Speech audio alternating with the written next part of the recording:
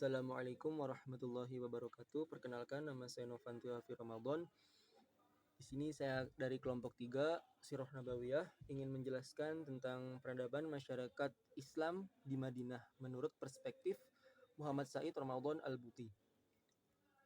Ini yang langsung penjelasan yang saya sampaikan yaitu dasar-dasar masyarakat baru di Madinah. Yang dimana setelah Rasulullah SAW itu sampai ke Madinah, beliau itu langsung mendirikan Darul Islam. Nah, Darul Islam ini adalah yang pertama di dunia dan langsung di bawah pimpinan Rasulullah.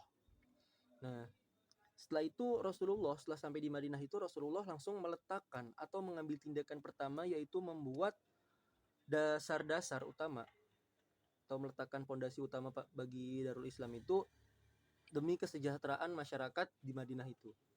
Nah, adapun tiga dasar itu yang Rasulullah berikan itu antara lain yang pertama itu pembangunan masjid, yang kedua itu mempersaudarakan masyarakat Islam, umat Islam, yaitu khususnya kaum muhajirin dan ansor. Yang ketiga itu adalah Rasulullah membuat perjanjian atau sering disebut Piagam Madinah.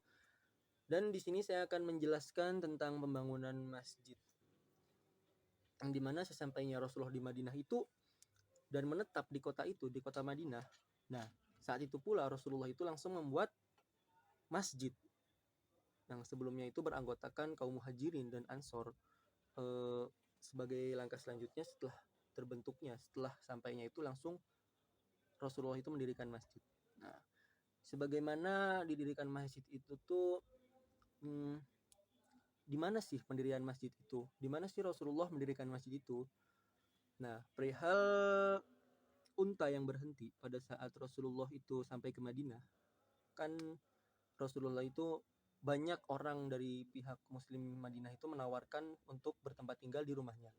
Tapi karena Rasulullah itu adalah orang yang adil, tidak ingin menyakiti hati orang lain karena takutnya ada iri atau kesenjangan, itu Rasulullah membiarkan unta yang ditungganginya itu untuk berjalan menyelusuri lorong-lorong Madinah atau daerah Madinah. Nah, yang dimana pada saat unta itu berhenti, maka disitulah rumah Rasulullah. Nah, yang dimana unta ini, pembangunan masjid ini bertepatan dengan unta yang berhenti di tanah milik dua anak yatim dari kalangan Ansor. Nah, dahulu sebelum Rasulullah itu hijrah ke Madinah, As'ad bin Zaroroh itu menjadikan tempat itu tuh sebagai musola, sebagai tempat sholat sebelum Rasulullah itu hijrah. Nah, kemudian setelah Rasulullah mengetahui itu, Rasulullah itu langsung memerintahkan tanah tersebut itu didirikan masjid. Nah, kemudian karena itu tanah itu milik karena yang sebelumnya tempat musola itu milik dua anak yatim itu, maka Rasulullah itu memanggil anak yatim itu untuk berniat membeli tanah itu. Tapi kedua anak yatim ini tuh menolak ketika tanah itu tuh ingin dibeli oleh Rasulullah dan lebih memilih untuk menghibahkannya kepada Rasulullah. Nah, tetapi Rasulullah di sini menolak. Kemudian Rasulullah ini memberikan 10 dinar kepada kedua anak yatim itu untuk membeli tanah tersebut. Nah, yang dimana sebelumnya di tanah ini itu merupakan kuburan orang-orang musyrik dan banyak keruntuhan bangunan dan ada pula pepohonan kurma yang menjalar. Kemudian Rasulullah itu memerintahkan kepada masyarakat di sana untuk menebang pohon kurma tersebut, memindahkan kuburan orang-orang yang dikubur di sana dan meratakan bangunan. Nah, maka disinilah setelah semuanya rata, setelah semuanya dihilangkan, maka disinilah dibangun masjid yang pertama yang di Madinah itu, mendirikan masjid di Madinah itu, yang dimana dalam pembangunan masjid ini tidak serta merta dari kalangan sahabat, dari kalangan masyarakat muslim saja yang membangunnya, tetapi Rasulullah juga ikut serta merta mendirikan masjid ini. Nah, maka itu yang dimana dalam masjid ini itu pilar-pilarnya itu terbuat dari batang pohon kurma dan alasnya itu terbuat dari pelepah kurma itu. Nah, sementara untuk kiblatnya pada saat itu tuh masih mengarah ke Baitul Maqdis.